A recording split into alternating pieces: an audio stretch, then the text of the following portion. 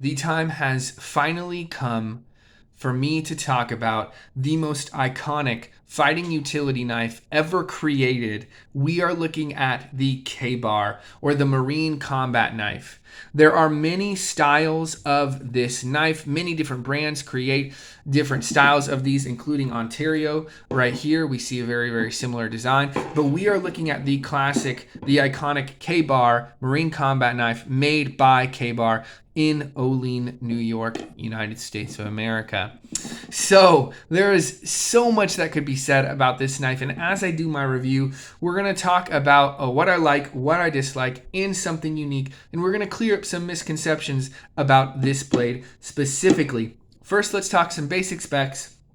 Many of you know on a K-Bar or on many Marine combat knives, Ontario makes one, Case makes one, Camillus used to make one, Cold Steel makes one. But on the classic K-Bar, you're looking at a 7-inch blade, about a 4.75-inch handle. This are both made of 1095. This is Crowvan, different heat treat on this one. Many of the handles are made of Kraton, but classically they're made of leather stacking. Many of you are familiar with that. Depending on the model you get, it just depends. But a classic K-Bar brand, Marine combat knife, the standard the standard size, either with leather stack or Kraton, many of the variations, you'll get it around $80 to $100. And then they make a nicer version.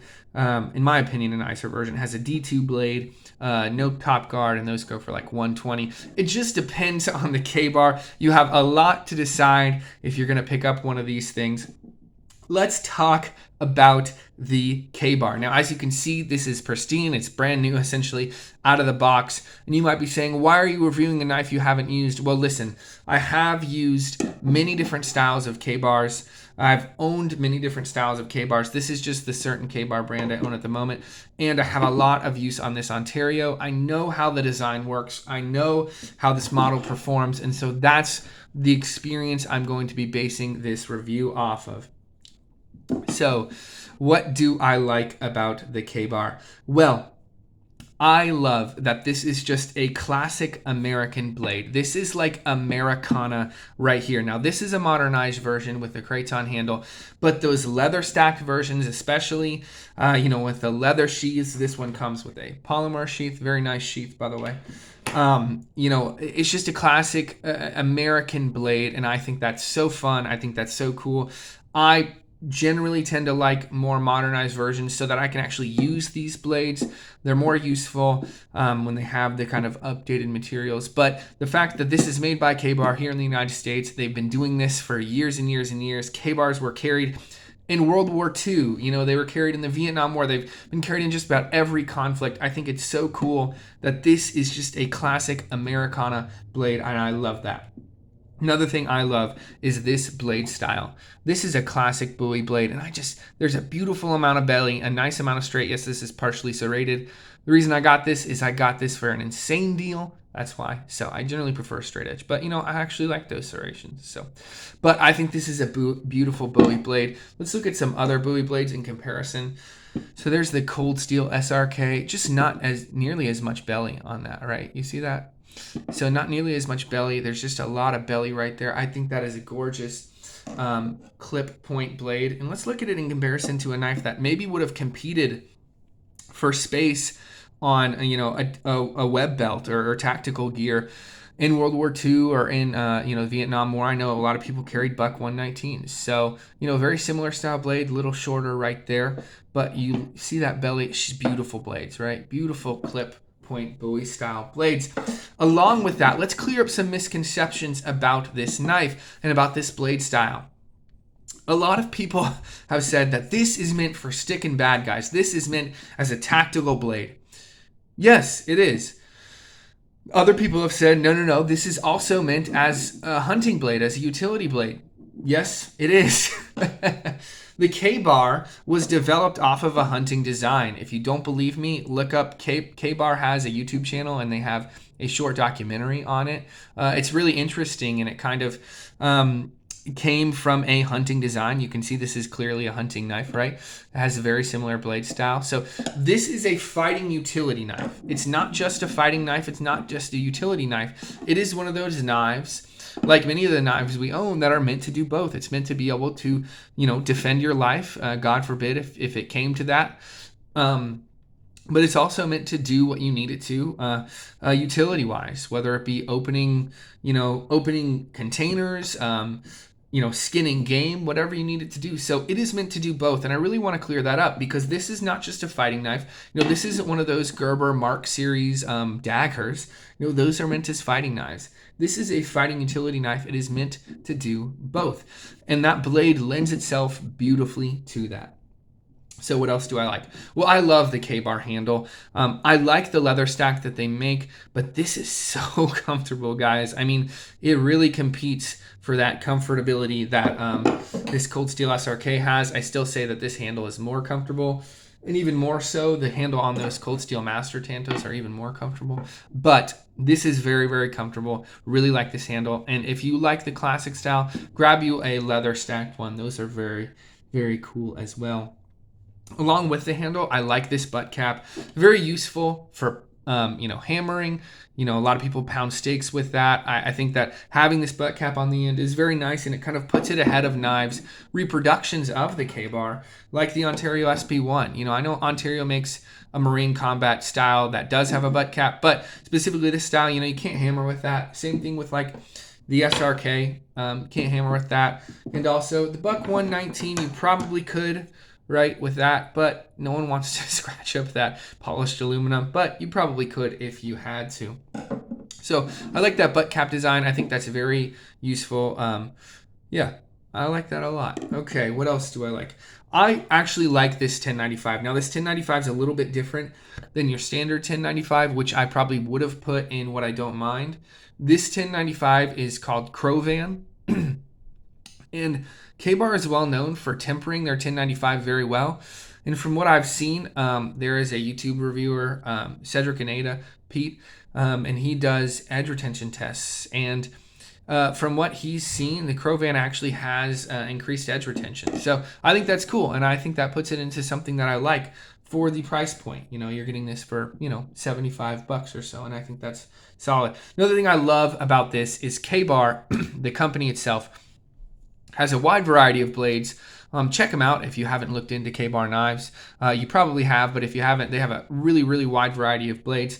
But even just in this classic style Marine combat knife, there are so many options. You can get the one, if you're a Marine, you can get one that has, USMC, US Marine Corps, leather stacked, not leather stacked, with a top guard, without a top guard, in stainless steel, shorter versions, leather sheath, plastic sheath. There's just so many different options that you have with the Ka-Bar, and I think that is so cool, and I love that. I love when you have customizable options with a blade style you like. Another thing I really like too, before we get into what I don't like, is this sheath. I think this sheath is fantastic. You can put it in either way, which I think is cool, and it just snaps really, really nicely in there. Now, there's not really a place for you to grab your thumb with that. You can kind of do that. It's not very helpful, but yeah. Anyway, so I think that's really cool. I think the sheath is very solidly designed. Alrighty, so no neutral points on this one specifically. So let's get into what I don't like. Just a couple things. What I don't like specifically is this stick tang. So can I get this? So there's not really enough room for you to see this, guys. Yeah, you can see that. So what happens with this blade is you can see right there. Oh, yeah, there are a little bit of gaps. That's probably a design flaw. It's not quite tightly fitted as tightly as I would like. But you can see that tang, it's wide right here, and then it goes into a stick tang. A stick tang is when the tang of a blade doesn't stay full and it gets smaller. Cold steel does this to a degree, but it's to a lesser degree. This is going to be a lot thinner, and so that stick tang runs through here, and you can see how thin it is right there. I have heard of some failures with these. Now, a lot of times this is in batoning. People, debate whether you should be able to baton with a knife. I think personally you should. With a full tang knife, I think it should have the ability to do mild batoning. But I'm going to say it's something I don't like because Personally, I would prefer if that tang was just a little bit more beefy. I don't have one on table, but the Cold Steel Leatherneck has a wider tang, and I appreciate that more. That just means it's going to be a stronger knife and it's going to hold up. It's going to be prone to breakage right there. Will it happen with normal use? No. It's going to be, these are still very, very well designed, very strong blades. But I'm going to say that is something I don't like because I would prefer a little bit more stout of a tang. Another thing I don't love is, again, I'm going to say I don't like this because I just don't. It's probably a neutral point for some of you guys. Look at the way this is centered.